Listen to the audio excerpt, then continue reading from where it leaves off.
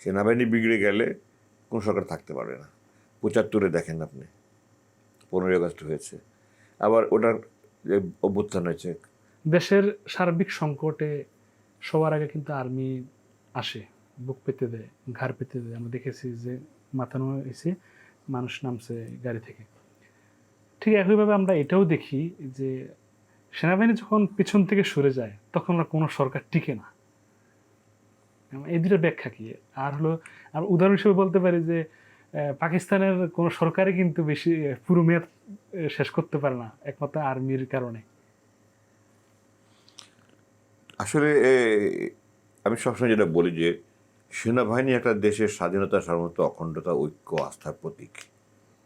এটাকে সবসময় বিতর্কের ঊর্ধ্বে রাখতেই হবে। আর আমাদের তৃতীয় বিশ্বের মতো দেশে সেনাবাহিনী সবসময় ইম্পর্টেন্ট একটা স্টেক হোল্ডার হিসেবে থাকবেই। সেনাবাহিনীর ভূমিকা গুরুত্ব, আপনি দেখেন 47-এ এই দেশ ভারত বিভাগ হয়েছে। এরপর থেকে পাকিস্তানে তো 50-এর দশকের থেকেই পাকিস্তানের সামরিক আইন থেমে থেমে বিরোধী দিয়ে সামরিক আইন। আমি তো এমনও শুনেছি আমাদের দেশের জেনারেল পাকিস্তানে ভিজিট করতে গেছে যে ওখানে কোনো একটা অনুষ্ঠানে, রাষ্ট্রীয় অনুষ্ঠানে সব মন্ত্রী মিনিস্টাররা আসছে, সেনাপ্রধান সকলের পরে আসছে, শুধু প্রেসিডেন্ট আসার আগে আসছে। এবং ওখানে একটাই সোফা ছিল ওই সেনাপ্রধানের বসার জন্য, আর কারোর জন্য কোনো সোফা ছিল না। এবং উনি এসছেন সভা শেষে গিয়ে ওখানে বসছেন। এরপরে যখন প্রেসিডেন্ট সাহেব এসছেন উনি উঠেনও নি, উনি রিসিভও করতে যাননি। মানে এত ক্ষমতাশালী ওখানে। আলহামদুলিল্লাহ, আমি মনে করি এটা খুব একটা ভালো নজির নয়। আমাদের দেশে যারা বাহিনী প্রধান, তারা সবসময় সরকার প্রধানকে সম্মান দেখিয়েছে, রাষ্ট্রপ্রধানকে সম্মান দেখিয়েছে। তো এটা ঠিক যে যে কোনো সরকার আমাদের দেশে বা তৃতীয় বিশ্বের যে কোনো দেশে থাকতে হলে সেনাবাহিনীর একটা সমর্থন লাগবেই। সেনাবাহিনী বিগড়ে গেলে কোনো সরকার থাকতে পারবে না। ৭৫ দেখেন আপনি, 15ই আগস্ট হয়েছে, আবার ওটার যে অভ্যুত্থান হয়েছে। এরপরে ৩রা নভেম্বর আবার কাউন্টার কু হয়েছে। ৭ই নভেম্বর কাউন্টার কু হয়েছে। 81 সালে 24 পদক চিটাগাংয়ে তারা জেনারেল রিয়াকে হত্যা করেছে, কিন্তু বাকি সেনাবাহিনী করেনি, তারা সরকারের সাথে ছিল, ওটা ব্যর্থ হয়েছে।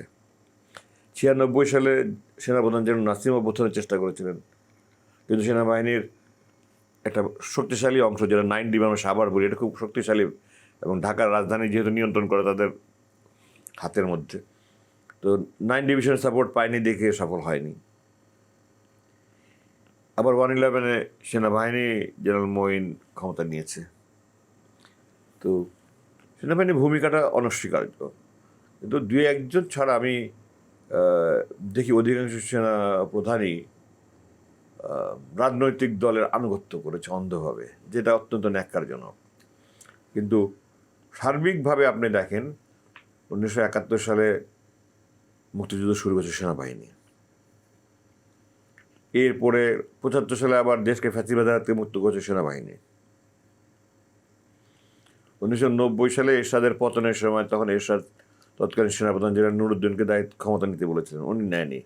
তখন দেশকে ওই এরশাদের স্বৈরাচার থেকে রক্ষা করেছে সেনাবাহিনী।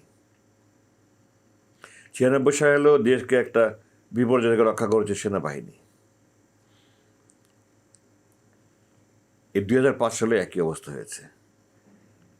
এছাড়া দেশের যে কোনো প্রাকৃতিক দুর্যোগে, রাস্তাঘাট, পার্বত্য একটা প্রত্যন্ত অঞ্চলে আমরা যখন গিয়েছি 80 দশকের শুরুর দিকে, বললাম তো আমি আপনাকে যে সাজেকে 3 দিন আমরা হেঁটে গিয়েছি, তাও কি সারাদিন লঞ্চে গিয়ে এখানে নেমেছি, ওখান থেকে 3 দিন হেঁটে গিয়েছি সাজেক। আর সেই সাজেকে চট্টগ্রাম থেকে এখন আপনি অল্প আধা বেলা জার্নি করলে আপনি সেই সাজেক পৌঁছে যান। সমস্ত অধিকাংশ রাস্তা সেনাবাহিনী বানিয়েছে দুর্গম অঞ্চলে। এখনও দেখেন আপনি বিভিন্ন জায়গায়, ঢাকা শহরে এই মেট্রো রেলে কাজটা হচ্ছে, হাতি ঝিল এলাকায় কাজ করছে। তো সেনাবাহিনী যে কোনো জায়গায় বন্যা করে সেনাবাহিনী যায়। আমি নিজে জামালপুর এলাকায়, সরিষাবাড়ি উপজেলা আছে, নদীর ভাঙনের শহর পানিতে ডুবে যাচ্ছিল, আমি আমার ব্যাটালিয়ান নিয়ে গিয়ে রক্ষা করেছি। তো সেনাবাহিনী উত্তরবঙ্গে আমি কাজ করেছি, এখানে গরিব লোকজনের বাসস্থান নির্মাণ করে দেওয়া হবে, লো কস্ট, আমরা আমাদের সৈনিকদের নির্মাণ করে দিয়েছি। সেনাবাহিনী সবসময় জনগণের কাছে ছিল, জনগণের সাথে কখনোই বিদ্রোহ করেনি সেনাবাহিনী। সেনাবাহিনী কখনোই জনগণের বিরুদ্ধে যায়নি। 2-1 জন উচ্চাভিলাষী সেনাপ্রধানের জন্য সেনাবাহিনী মাঝে মাঝে ক্ষমতা দখলের জন্য হাত বাড়িয়েছে, কিন্তু সার্বিকভাবে সেনাবাহিনী কখনোই জনগণের বিরুদ্ধে যায়নি, এবং এই 5ই আগস্ট সেনাবাহিনী জনগণের বিরুদ্ধে যায়নি দেখেই আল্লাহ আমাদেরকে একটা ফ্যাসিবাদ মুক্ত দেশ দিয়েছে, যেখানে সবাই স্বাধীনভাবে মুক্ত বাতাসে শ্বাস নিতে পারছে, কথা বলছে। কিন্তু অন্য কোনো সেনাপ্রধান থাকলে আমি জানি না কী হতো। 5ই আগস্টের কথা বলছেন? হ্যাঁ, অন্য কোনো সেনাপ্রধান থাকলে, এর আগে যে দুজন ছিল, দুজনকে আমি চিনি, ভালোভাবেই চিনি, কিন্তু তাদের একদম চাকরি জীবনের শুরুর দিকে দেখেছি।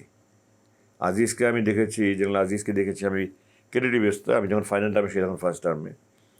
এরপরে এক ক্যান্টনমেন্টে চাকরি করে নিয়ে দেখা হয়েছে। জেনারেল শফিউদ্দিন যখন একদম সেকেন্ড লেফটেন্যান্ট, আমি তখন বান্দরবনে ছিলাম, ওকে ওখানে দেখেছি ঘনিষ্ঠভাবে। তখন তো আসলে মানুষ বোঝা যায় নাই। এই দীর্ঘ সময় পরে তারা এসে যে একটা মনস্টার হয়ে গেছে, তারা যে দেশের বিরুদ্ধে, জনগণের বিরুদ্ধে দাঁড়িয়েছে, তারা যে রাজনৈতিকভাবে অন্ধ আনুগত্য করেছে এবং নিজেদের শপথ ভঙ্গ করে ব্যক্তি বা দলের প্রতি আনুগত্য দিচ্ছে, এটা দুঃখজনক। এটা সেনাবাহিনীর ধ্বংসের জন্য এইটা আওয়ামী লীগই দায়ী। আচ্ছা।